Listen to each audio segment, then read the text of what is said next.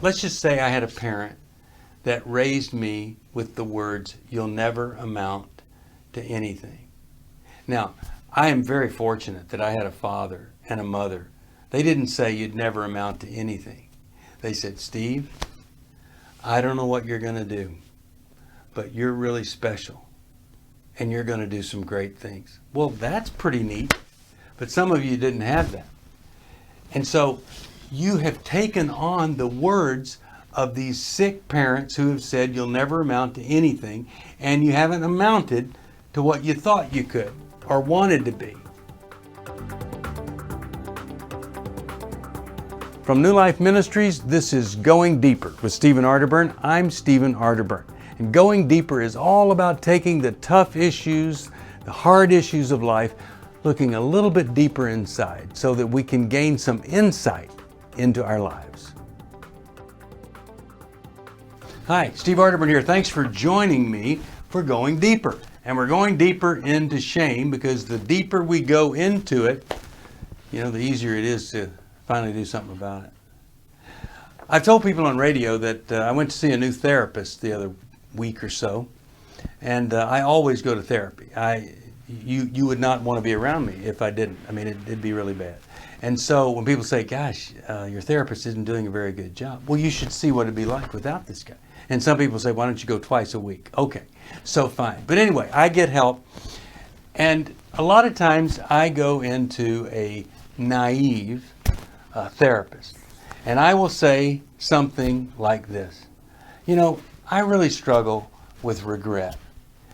And sometimes I get caught up in feeling shame for things that I've done over my lifetime. And so we talked for about an hour.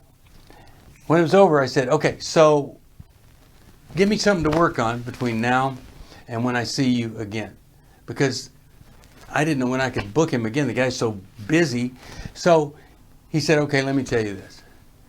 Some of the really negative stuff that's happened in your life, you're so much more focused on that than the positive stuff that you've done." He said, "You might want to journal about that between now and the next time." So you see, I struggle with the same thing on and off that many people do. Then he said this. He says, "The way I was trained as a therapist, here's what I believe. Until you're truly all and who you are, you will never see or become the person that you want to be, that you can be, that you're meant to be." I started crying because that was so different than some naive counselor saying, "Oh, well, you need to feel better about yourself," or, "Oh, here, I'll help you be a better boy," or whatever. And so he said, "I'm going to help you over the next few weeks be miserable." I just thought that was the greatest thing. He says, "I won't let you get too miserable, but I'm going to let you be the miserable self. And once we get to that level where you really are living in those beliefs, now I think we can do some business to change that." Isn't that something? So you might say, "Well, hey, I've been living in that. I've been feeling that shame." Okay, that's not exactly it. Living in who you are means you go beneath the shame to find the source of it and deal with that source. A lot of people are so focused on the way their parents raised them that they can't get out of the dilemma because they're so angry and bitter. Their whole life is centered around parents that raised them 30 years ago. So one of the things that we want to do here is we want to be free. We want to be free of the shame. I think shame is a terrorist. I think it rips into every emotion. A negative emotion, shame, makes it worse. And a positive emotion, a positive feeling, something that you could be proud of maybe, it just tampers it down and you never get the full benefit of it. Love destroys it because you're always thinking, "Oh yeah, you love me. But if you really knew who I was, you would reject me. You would never ever accept me." So when somebody says they love you, then you never feel it if you're still struggling with unresolved shame. So we want to get rid of that terrorist. Now, I liken it to this. Most every person knows the story of Cinderella. Cinderella was so wonderful, but so shamed by these mean, evil stepsisters. Well, if you look at how they treated her, maybe you relate to that. That's how you were treated. But in the world of shame, there's no fairy godmother, and there's no ball, and there's no prince. You just stay the way you are. So I'm going to ask you to dance with me. I'll be the prince. I don't know that I can be the fairy godmother. But I want to invite you to some new steps, new dance steps. And I don't care what slippers you have on, you can do these. And one of those steps is to step back from the feeling that's on the surface and go and find the source of where it comes from. Because if, let's just say I had a parent that raised me with the words, "You'll never amount to anything." Now, I am very fortunate that I had a father and a mother. They didn't say you'd never amount to anything. They said, "Steve, I don't know what you're going to do, but you're really special and you're going to do some great things." Well, that's pretty neat, but some of you didn't have that. And so you have taken on the words of these sick parents who have said you'll never amount to anything, and you haven't amounted to what you thought you could or wanted to be. When I go back and I study those parents, I come to find out that the parent that said that, maybe his parent was a horrific alcoholic or an abuser or something like that. And then you understand the person that said that to you was broken, was empty, they're just repeating in some form of what was done to them.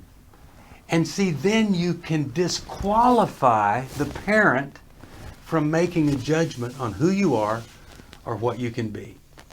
But because they're your parent, if you've got these messages, honor your father and mother and all this kind of stuff, look, you never want to honor what's dishonorable. People say, "How can I honor my parent? They were so shaming of me." I'll tell you how you can honor them.